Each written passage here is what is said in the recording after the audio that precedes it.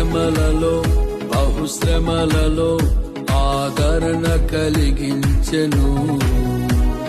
వాక్యమే కృపావాక్యమే నన్ను వీడని అనుబంధమై, నీ మాటలే జలధారలై సంతృప్తినిచ్చెను. నీ మాటలే ఔషధమై గాయములు కట్టెను.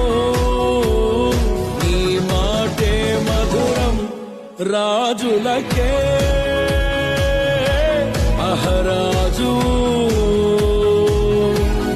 కృప చూపే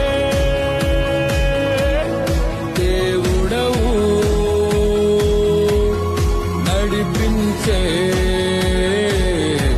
నజరేయుడా, కాపాడే కాపరివి.